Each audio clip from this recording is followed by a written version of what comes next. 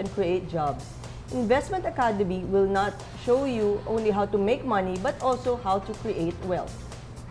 Last week, we talked about the basics of investments and financial planning for Filipinos. Today, we will talk about the 6 pillars of financial security.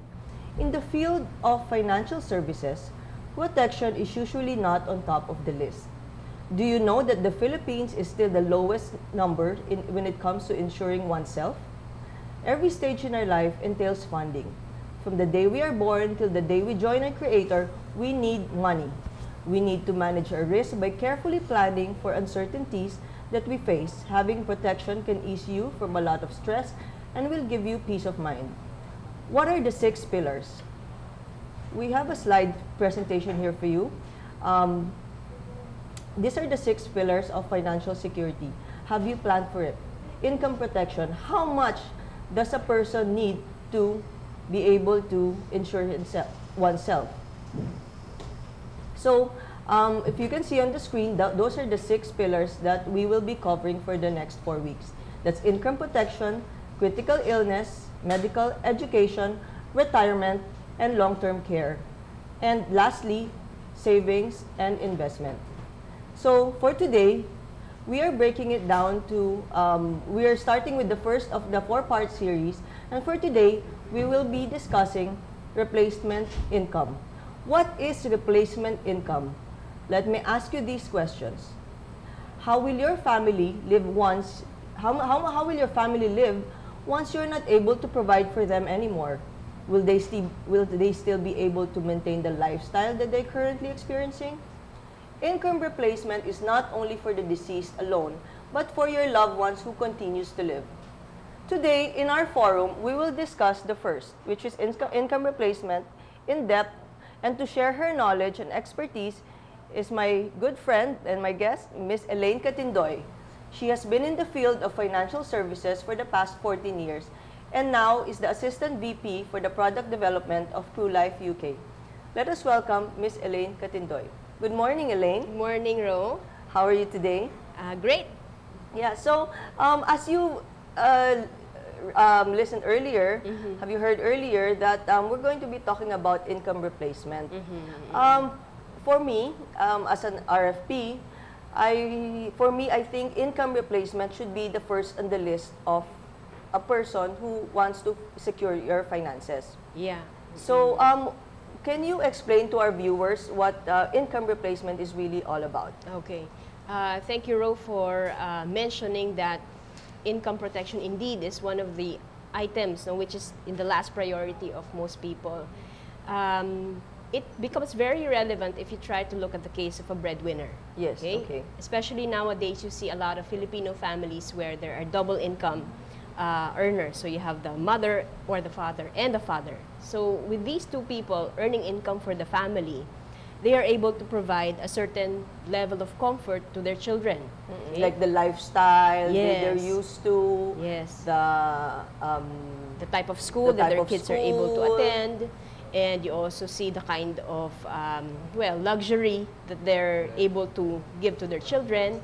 So all of these are possible because you have people who earn income in the family. So it's usually the mother and the father. When these two people, for one reason or another, are not able to provide income, then the natural flow of their lives is disrupted. Yeah. Okay, and that means they will probably not be able to enjoy the lifestyle that they're currently enjoying. So this happens when certain things, unexpected things, may happen to the breadwinner. So you're looking at the possibility of disability. What is disability? Like, you're disabled, so you're not able to work, but you're still living? Actually, Ro, you're right in saying that when a person is disabled, that means he is no longer able to work. That means his income stops, but he is still alive. No? So this could be because of a sickness or an accident. So like a living vegetable or something like that. You're still alive, but you're just catatonic. You're just lying down. Yeah, that could be the extreme example of it. But there are some people who, for example, if they are an expert in their field, for example, doctors, and for some reason or another, an accident or a sickness affects their ability to perform their duties as a doctor, then their income stops. Then that also leads to the stoppage of income to the family.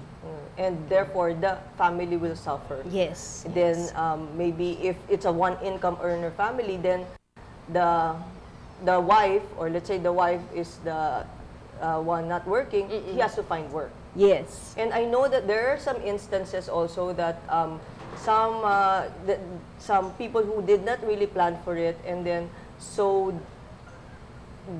the income stopped, and then from there the wife had to find work, Yes. and the teenage kids had to find work as well, like right. like in a McDonald's or something like that. They had to find work to sustain their livelihood, Yes. their lifestyle, right? So that's disability. That's So disability. That's one source of stoppage of income. Okay. Another reason could be accidents. Accident. Statistics would show us that out of 10 people who get into accidents, 6 of them survive. Okay, so there are 4 who, these are fatal accidents. So Yeah. 6 survive, but some of them suffer disabilities. So, okay, let's not even go to the disability yet. Let's just look at the possible expenses related to accidents. So, number 1, because the breadwinner gets into an accident, there is a major expense that has to be paid so that he is able to recover. Get into that, like the hospitalization, That's right. the Medical medicines, cost, and yes. the medical cost. Okay. So all of these things. So, and because this person is recovering, his income has to stop. It could be permanently or temporarily. Okay, and in a case where it is permanent, then you have, again, leading to disability. So income stops permanently for the family. So it affects the That's family accident. lifestyle. That's accident. You also have critical illness. Critical illness. Okay, so, so we have disability, accident, and the third is critical Critical illness. illness. Yeah. Critical illness is a major concern of a lot of families today because you will see that people are getting sick of critical illnesses younger these days. Yeah, just like a friend of mine just passed away at 40. Really? Yeah. So, And I heard that he had a stroke at that age. oh, And I also know like some people who are even very active, yes. and then gets like while playing squash or badminton just falls down. Yeah. So it's really early now that people get really sick. Yes, they say that these are called lifestyle diseases. So if you look at the top 3 critical illnesses, you're looking at heart attack, stroke, and cancer. So, Heart attack, stroke, and cancer. And this can happen to even like middle age, 40, yes. even earlier, I think. Even no? earlier. Lately, we've had instances of younger people getting all of these diseases. In PruLife, do you have any claims of earlier pang sickness, like in their 40s, 30s? Oh yes, actually people in the 30s, In their 30s and 30s. 40s. Okay. Of course, it's more prevalent in the 50, 60-year-old clients, but you have instances 30 years old, in their 30s and in their 40s, who get critically ill. I see.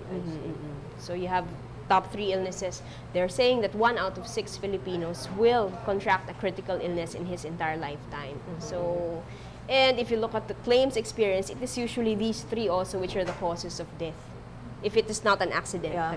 the sicknesses would be these 3 critical illnesses that I mentioned. Okay, so there are 4 wherein we will need the income replacement, which is disability, critical illness, accident, and the and 4th is, of course, death.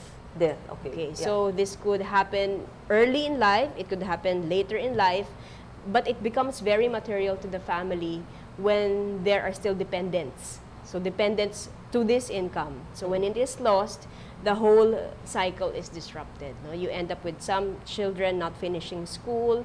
As you said, the wife forced to find work even Or in her forced 40s to or 50s. to get married again. Or I don't know. To find another breadwinner, not to find another provider. Yeah. So this is a major concern. So since we're in the topic of income replacement, knowing that these are some of the possibilities, it is important for the breadwinners to be prepared.